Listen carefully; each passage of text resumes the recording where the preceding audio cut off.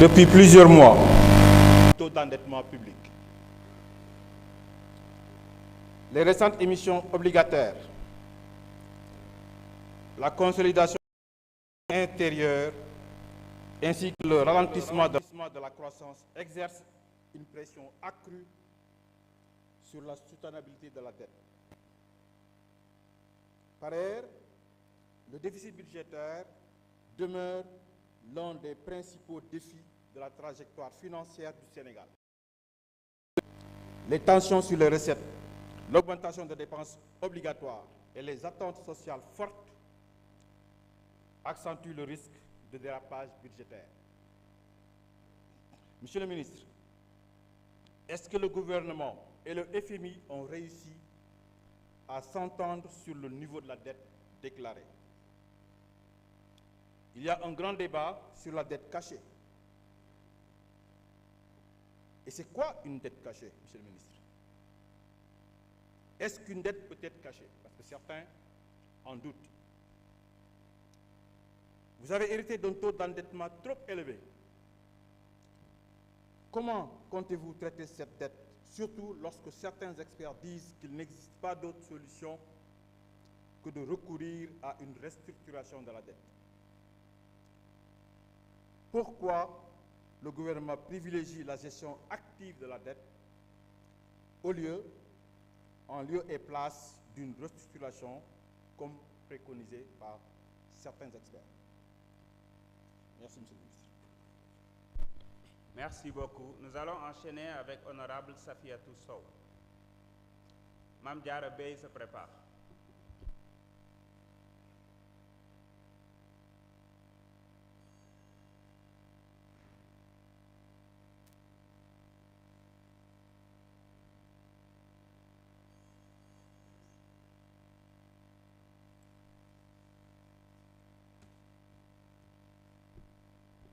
Merci, Monsieur le Président. Assalamu alaikum wa rahmatullah. Di nuyu ñëpp di jaajëfal ñëpp. Monsieur le ministre, ñu ngi lay nuyu yow ak say collaborateurs di la jaajëfal bu baax a baax. Sans plus tarder, Monsieur le ministre, chers collègues, il y a eu beaucoup de spéculations. Les mécanismes néocolonialistes et impérialistes qui ont longtemps freiné notre souveraineté, il faut être animé de mauvaise foi ou aveuglé et opportun d'éclairer la représentation nationale. Monsieur le Premier ministre, pouvez-vous éclairer l'Assemblée nationale et les populations monétaires internationales et leur état d'avancement? Monsieur le ministre, les discussions avec le FMI prennent beaucoup de temps. Bèye, vous avez la parole.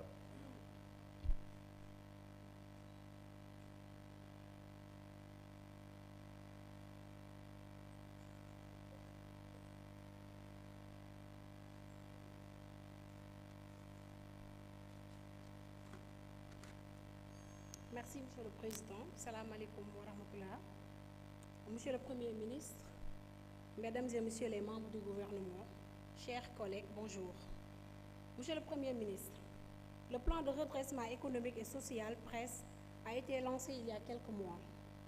Pourquoi le plan de redressement économique et social PRES, qui semble être désormais le cœur de l'action gouvernementale, en quoi consiste-t-il? Pouvez-vous nous faire le point sur l'avancement de ce plan? Monsieur le Premier ministre, quels sont les impacts économiques prioritaires attendus du plan? Quels sont les impacts budgétaires majeurs attendus en plus de l'atteinte de l'objectif de déficit de 3%? Monsieur le Premier ministre, quels sont les impacts sur les secteurs d'activité, sur l'emploi et sur l'équité sociale? moo tënk ko tuuti ci wolof. Monsieur le Premier ministre, ñu ngi lay nuyu du nuyu sa membre gouvernement yi nga àndal di am contentement ak mbégte dalal leen fii ci Assemblée nationale. Monsieur le Premier ministre, lu waral plan de redressement économique social lan moo ko waral? Tey jii bu ñu xoolee gis nañ ni bu ñu ko doon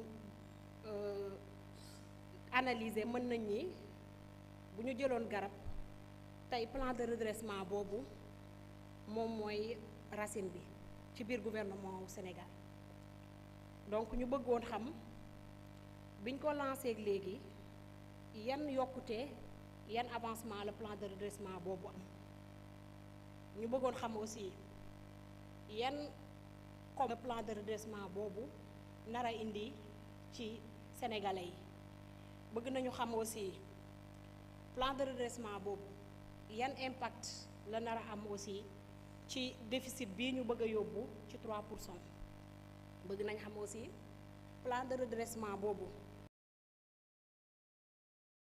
am ci suñu secteur d'activité yi yan yokkute la nar a am ci xëy ndaw yi ak tamit yan yokkute la nar a am pour que lu ñëpp bokk ñëpp jot ci jërëjëf. jërëjëf honorable Mame Diarra Bèye. Monsieur le Premier ministre, mën nga jël kàddu indi ay tontu ak i leeral ci laaj yi fi jot a jikk.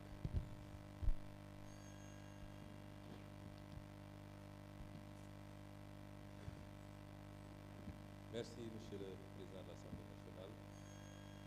Honorable député, ñu ngi leen di nuyu di leen ziar yi ñëpp di am mbégte teew fii ci ndaje bi xam naa ni ñu tënkee affaire bi laaj yi nag benn laaj bu nekk dafa laxas laaj yu bëree bëri xam ndax temps bi dina ko permettre mais dinaa jox kàddu bi d'abord monsieur le ministre des finances moom lu mu tontu ensuite monsieur le ministre de l'économie moom lu ci tontu ma doog a tëj soobee yàlla monsieur le ministre des finances vous avez la parole.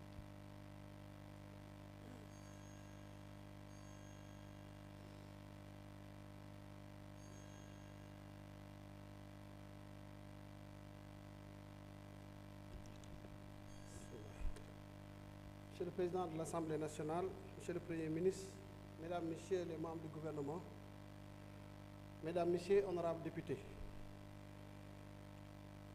Ni ko Premier ministre waxee léegi rek question yi dafa dugalante waaye mën naa ci dégg discussion avec le Fonds monétaire fan lañ ci toll. À quand un nouveau programme? La dette publique, son ampleur, quel traitement pour la dette publique? Si je synthétise de manière véritablement schématique, question yi ñu laaj. Les discussions avec le fonds se passent très bien, contrairement à ce que pourraient penser certains. Il se passe très bien. Maintenant, on l'a dit, si on se rappelle maintenant de l'enchaînement des événements, le 26 septembre, publication de l'audit du rapport de l'Inspection générale des finances. 12 février, certification du rapport de l'IGF par la Cour des comptes. Et c'est à partir de ce moment qu'on peut parler de négociations, de discussions avec le Fonds monétaire sur la situation économique et financière du Sénégal. Cette phase a été matérialisée par une lettre que nous avons adressée au DG du Fonds le 28 février avec une matrice des mesures de réforme pour acter les écarts que nous avons constatés dans la publication des informations. Depuis lors, les discussions sont en cours. Mais il faut le dire, nous l'avons tous constaté. On est passé de 74% de taux d'endettement à un taux d'endettement de 119% avec un déficit budgétaire à fin décembre 2024 de 13,4%. Mais wax dëgg yàlla bu ngeen gisee écart yi am ci données yi di ngeen mën a comprendre pourquoi le FMI, mais véritablement sur le dossier du Sénégal, veut y aller avec assurance, avec véritablement sûreté, de façon à ce que suñu dépasser situation bi qu'on ne puisse plus sur la dette. Parce que un audit porte sur des échantillons. boo gisee ne échantillon yi nga jël problème am na ci li ngay def mooy lan mooy da nga naan nag damay teg lépp sur la table ma def benn inventaire am la situation exacte des statistiques de nos finances publiques moo tax ngeen dégg ñuy wax rapport Mazars. Donc tout ce travail qui a été fait, IGF, Cour des comptes, Mazars, c'est la conciliation des données du côté situation de la dette. Et j'en profite pour répondre à la problématique de la dette posée par l'honorable député Sonko sur la viabilité de la dette. Analyse de viabilité de la dette, si vous avez lebi, dañ taxaw ne la ah yow l'analyse de viabilité de la dette. Est-ce que yow war nañ laa mën a lebal montant bi nga soxla? Est-ce que bu ñu la lebalee nekk bor boobu bu nekk lu lay suuxal fi ñu ci toll nag ci discussion boobu mooy ala kulli xaalis te loolu ñun ñoo ko njëkk a wax mooy la situation de la dette publique du Sénégal est une situation préoccupante au regard des statistiques 119%. bu ñu xoolee critères yi il y a des critères de solvabilité et des critères de liquidité. Sur les critères de solvabilité, le Sénégal ne pose pas fondamentalement de problème. Mais sur les critères de liquidité, maanaam at mu jot li ñuy soxla ci financement bu ñu ko xoolee en moyenne day toll ci 6 000 milliards 6 000 milliards boo jëlee déficit budgétaire jël remboursement de capital et les autres opérations de trésorerie mais loolu c'est un montant élevé le FMI moom jàpp ne loolu ñun mënuñ ko assurer financement boobu mënuñ ko assurer d'année en année sur l'horizon de l'analyse de viabilité de la dette. Nous estimons que c'est possible.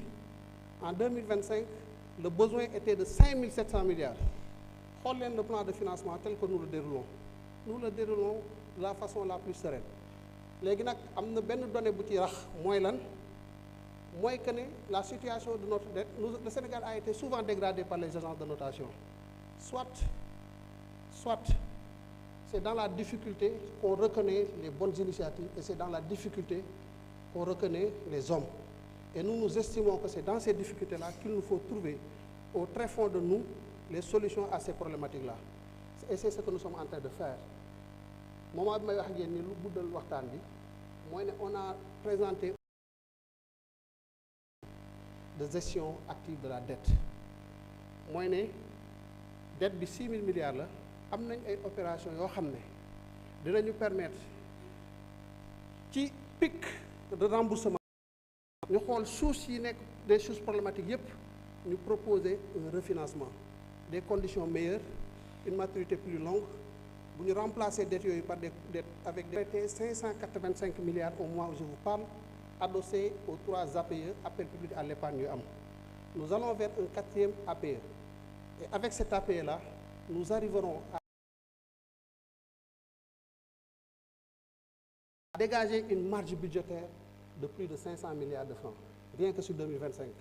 Donc si nous disons que nous pouvons le réaider sur la dette bancaire, sur la dette extérieure, c'est parce que nous pouvons le faire. Nous avons à ce jour identifié des problèmes dans l'horizon de l'AVD.